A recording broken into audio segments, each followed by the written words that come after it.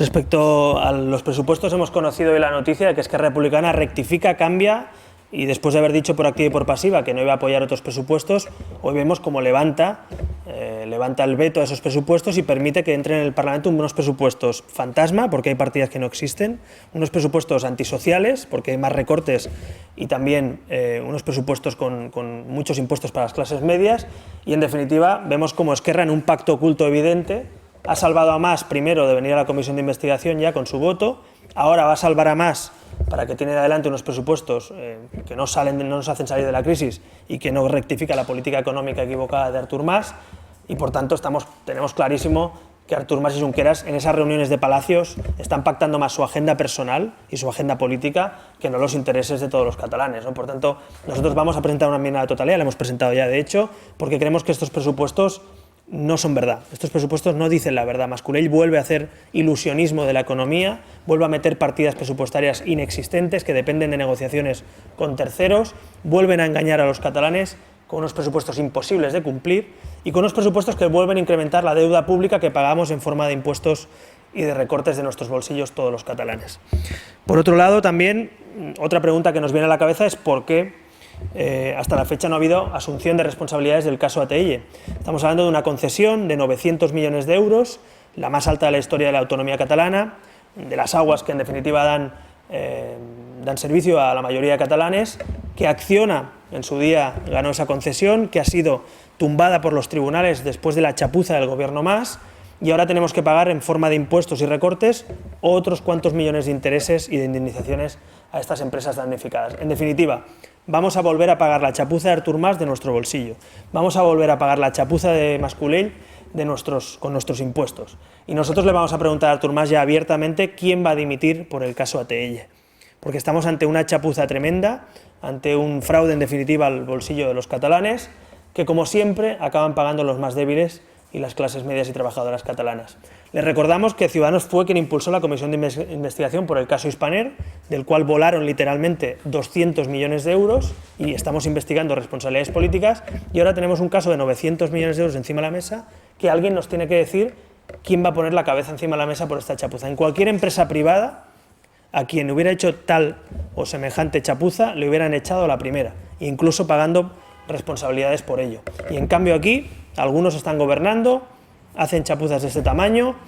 atropellos a la economía y atropellos al sistema jurídico como este, y nadie dimite, todo el mundo en su silla. Pues yo creo que alguien tiene que dimitir, y desde luego si Mas-Colell o Santi Vila, aunque se lo encontró este segundo, no asumen responsabilidades, será Artur Mas el responsable de este gran fracaso. Por otro lado, se está debatiendo a nivel nacional, el gobierno, básicamente de Rajoy, está debatiendo si hace o no una quita a diferentes autonomías en función de su deuda pública. Nosotros queremos dejar tres cosas claras. Primero, hay una ley de financiación autonómica que se tiene que renovar y aprobar antes de final de este año, es decir, ya, que Rajoy ha sido incapaz de debatir y abrir porque tiene un problema interno en el PP, porque Cospedal, Bauzá, Feijóo, Monago y compañía son incapaces de ponerse de acuerdo en un modelo de financiación autonómica. Los problemas del PP y de Rajoy y su debilidad la estamos pagando todos los españoles en nuestros servicios públicos. Por tanto, le pedimos a Rajoy que abra ya de una vez por todas este debate y si no que dimita, que se marche, que se vaya. Es decir, si es incapaz de liderar un debate tan importante como este, de poner en definitiva de acuerdo a los que se supone que están de acuerdo, es decir, a los compañeros del PP, ¿cómo va a ser capaz de tirar adelante todo esto si no pone de acuerdo a los suyos, ¿no? Por tanto, nos parece que el presidente está siendo incapaz nuevamente de liderar, lo que más le falta a este presidente, liderazgo, para debatir este asunto en clave nacional. Segundo,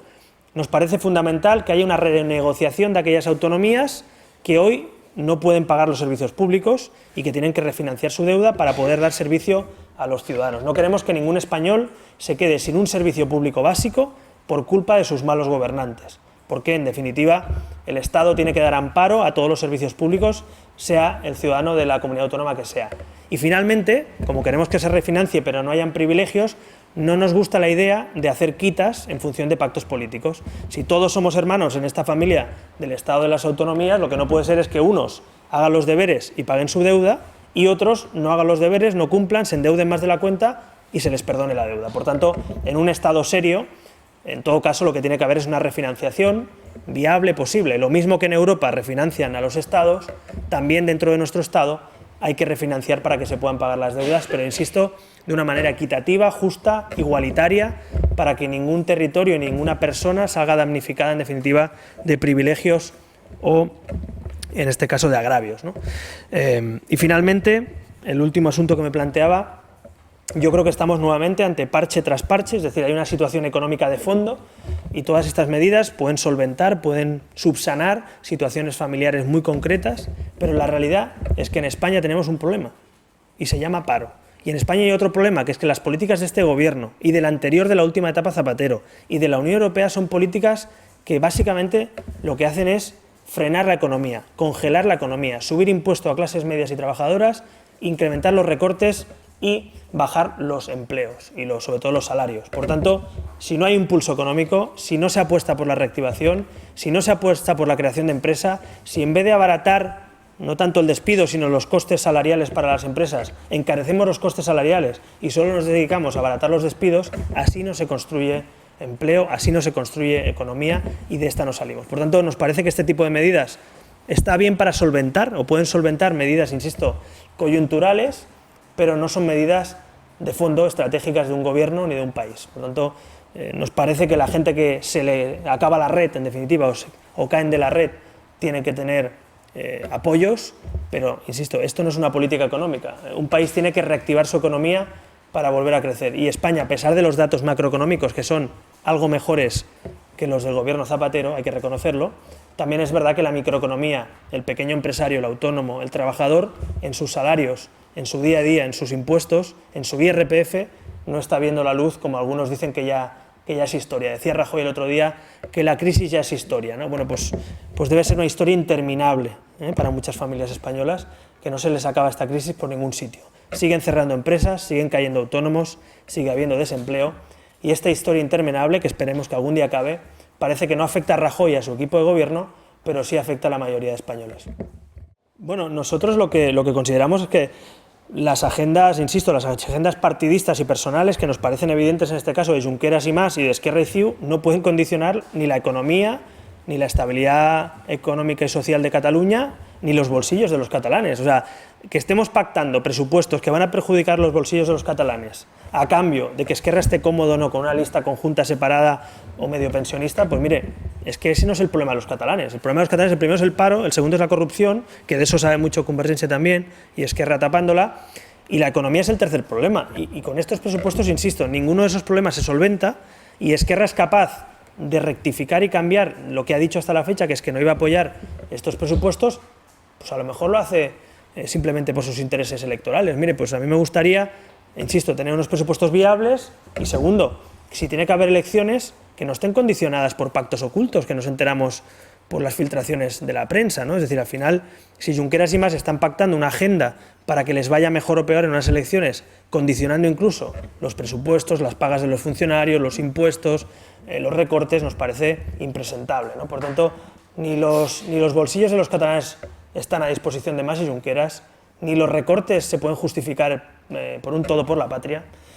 ni tampoco la corrupción se puede tapar alegando negociando los palacios entre Junqueras y Mas. Yo creo que las negociaciones tienen que ser públicas si existen y que desde luego nuestros bolsillos y nuestros servicios públicos no pueden estar condicionados por los intereses electorales de Junqueras o Artur Mas. Bien, a mí me parece que hay varios casos de fracasos económicos en la gestión económica de Artur Mas y de Mas Colell. Uno de ellos, sin duda, el proyecto fantasma, podemos llamarlo así, es Barcelona World. Primero nos vendieron que Adelson y los suyos iban a debatir entre si estaban en Madrid o Barcelona, ya veremos qué pasa en Madrid, pero desde luego ni en Barcelona, ni en Cataluña, ni en Tarragona estarán. Y después, el gobierno Mas, todo el mundo lo recordará, al día siguiente nos vendió una rueda de prensa fantasma, donde se sacó de la manga unas inversiones y unos inversores que, como hemos visto, ni están ni se les espera. Por tanto, en aquel día yo creo que Artur Mas intentó tapar su fracaso en la negociación con Eurovegas con un proyecto que no se veía por ningún sitio, un proyecto que no tenía garantías económicas, un proyecto que tenía un impacto dudoso sobre la economía y sobre la realidad en Tarragona y en Cataluña, y que finalmente, pues, a última hora, pues, nos vuelven a decir pues que se desvanece, ¿no? Entonces yo creo que esa es otra forma de hacer política como tiene Artur Mas. Él dice que tiene otra forma de hacer política alejada de la política tradicional. Debe ser esta, que es plantear proyectos que no existen, buscar inversores que luego se rajan a medio camino y sobre todo poner dinero de los demás. El dinero de Hispaner lo pusimos todos, y este tipo de chapuzas como la de ATL también la ponemos todos. Por tanto, a mí me parece que ese proyecto ya era dudoso, ahora no es dudoso, ahora no existe. Es un proyecto fantasma que Artur Mas nos vendió y que, como algunos ya le dijimos en su día, eso no se iba a producir de esa manera, ¿no? Los inversores hoy no están invirtiendo, como dice Artur Mas, en Cataluña. Él dice, saca pecho de eso, no es cierto. Hay muchas empresas que tienen serias dudas para hacer inversiones hoy en Cataluña, y cuando además el proyecto tiene muchísimas dudas, es un proyecto con muchísima opacidad y es un proyecto con inversores tan dudosos, pues al final el fracaso se veía venir, ¿no? Podríamos decir, es fácil decirlo ahora a lo mejor, pero es verdad, ya lo dijimos algunos hace tiempo, que esto podía conducir a un fracaso, y la realidad es que el Barcelona World se anota en la lista de fracasos econòmics del presidente Mas. Molt bé, doncs, si no hi ha cap altra qüestió d'actualitat, moltíssimes gràcies i bon dia.